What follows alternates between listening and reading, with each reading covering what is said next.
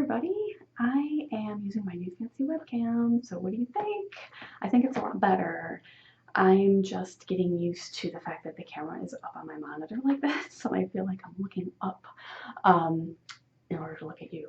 But I think it's good. I think it's good. It's a lot better than my phone for so many reasons, and I'm really excited that now I can do so much more with it. I can take pictures, I can film these videos in higher quality, and I don't need to be so paranoid about, how much I'm recording. And anyway, it was just much more difficult with my phone. So I'm excited. So now you're seeing a whole different part of my office. And when I look at the screen, I think to myself, maybe I need to clean those shelves behind me and dust them too, but we'll worry about that another time. Okay, so it's Thursday and I'm having a really good week. Yeah, it's just been a really good week. And so I was excited to talk to you this morning. And what I thought, I just like these to be, just like when I write, I like it to be very, I've got a list because that's just the way I am, in addition to my teacup. So here we are, having our tea together. But, I have a list of topics for these video posts. And I like lists very, very much. But, so I keep this running tally of things that occur to me would be nice to talk about. But I like it to be very much just what is on my heart and mind on a given day. So, I just kind of fly by the seat of my pants, and I don't know, I just really like it that way. It seems, sort of spontaneous and inspired. And so today I was thinking about dance. And I know, this is the topic on my blog that I'm always the most hesitant. I'm just keeping it real here, like always. That I'm most hesitant to write about because I just don't know what people think about that. But the older that I've gotten, the more that I've realized that it shouldn't matter, that I am who I am and I need to just take pride in the things that matter most to me. And dance is very important to me for a couple of reasons that I'll get into while we talk. And I know it's not important to everybody, but I think that everybody can relate to having a creative outlet that feels good to them, and so we can generalize it a little bit more. And I just really hope that people don't see the fact that I am a dancer as like something that's negative, that it's something that could be immodest. And that's a whole nother post, believe me. I don't think I'm up to tackling that this morning, but I'll speak of it in more general terms. And I just hope that it speaks to some of you, and that if you have a creative outlet, whether it be dancing or something else, that you write it and let me know, because I'd love to know about it. We all need something that's meaningful to us, something that makes us feel alive and good and creative and happy. And whatever it is, I think we should just take joy in it. So, okay, so dance. I danced when I was a little girl. I took ballet, tap, and jazz, and I liked it on the whole. I really did. I was always more of a ballet girl. I really loved ballet. As I, became, like say preteen, teenager, I really started to prefer ballet even more. Jazz was just never my thing, and modern just wasn't what it is now. I don't know. I was never really aware of modern dance, and I don't know that I would have really liked it anyway. And so I kind of trailed off with jazz and tap, and I stuck with the ballet.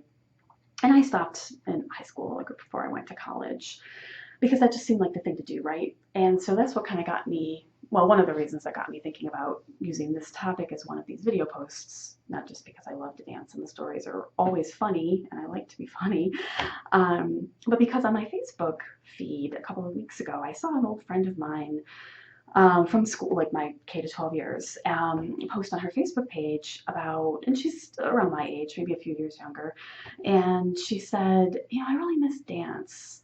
I really wish that there was still a way to do that as an adult. And I thought, well, of course there is, right?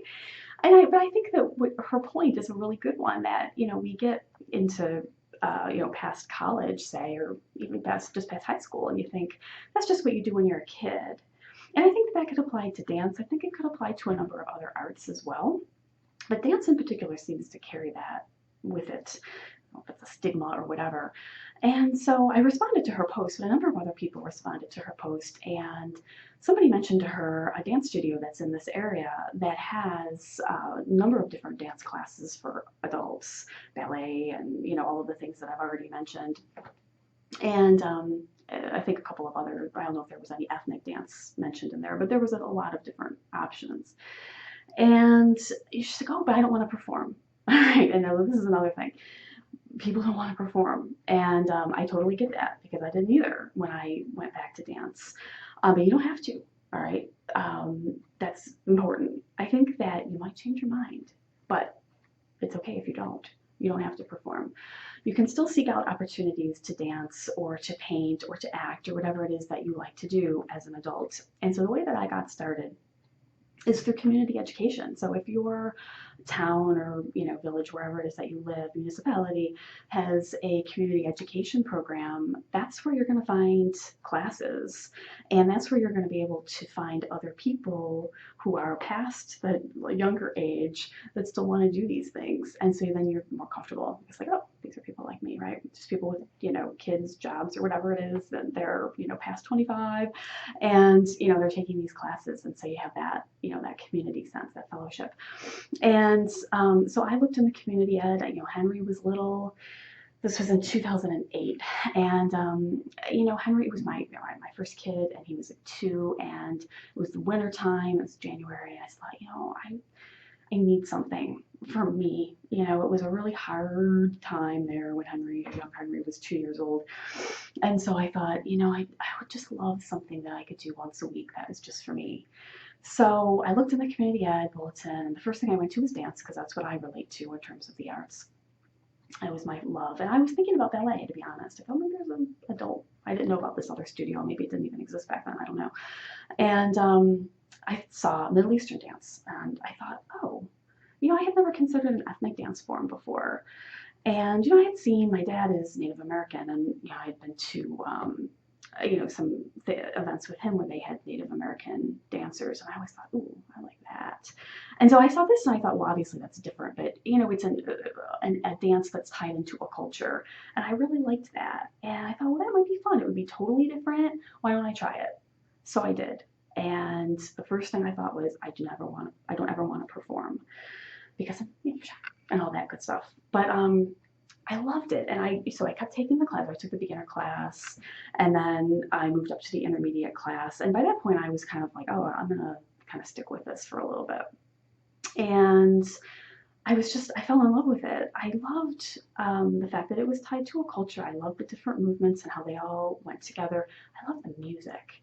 I like very staccato music, and then your dance fits right in with that music.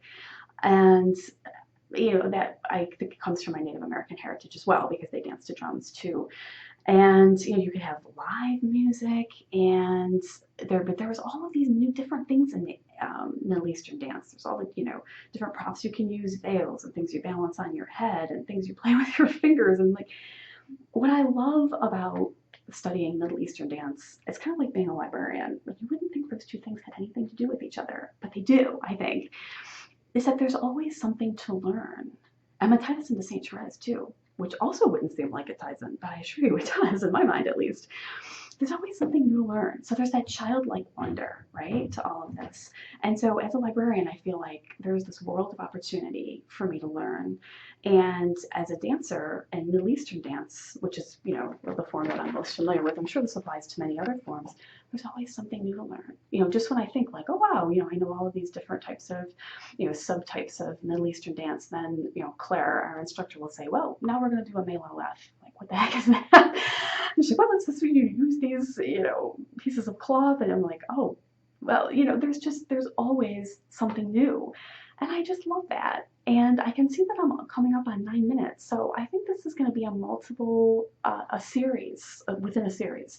So I'll talk about dance again, whether it be next week or in a future week, because there's a lot more that I could say.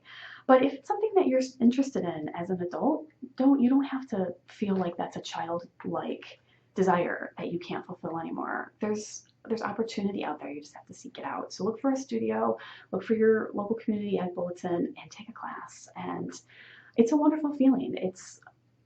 I'm working on a solo right now for the festivals that we're going to be doing in July, and it's like writing. It's a baby that you're creating. You're putting something together creatively, and it's just a wonderful feeling.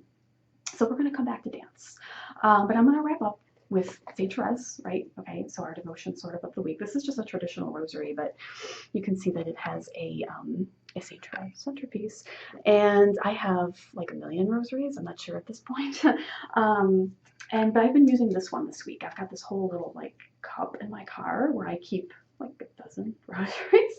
And I'll just like every morning I just pull out the one that speaks to me in terms of, the center and the theme of that rosary. And this week it has been St. Therese. I've just been thinking about her and asking for her to intercede on my behalf in addition to Our Lady. And I think that she fits very well with what I'm trying to get at here with dance. It's that just because we are adults, and obviously we have to act like adults, we don't have to lose our childlike enjoyment of the things that truly speak to us and inspire us. And so I hope that that speaks to you in some way. So we'll pick this back up because there's a lot of things that I thought to say that I didn't get to. So we'll come back. But in the meantime, I hope that you have a wonderful weekend. And I've got lots of fun things in store here on the blog, and I can't wait to share it all with you. But until next time, have a great weekend and God bless. I'll talk to you soon.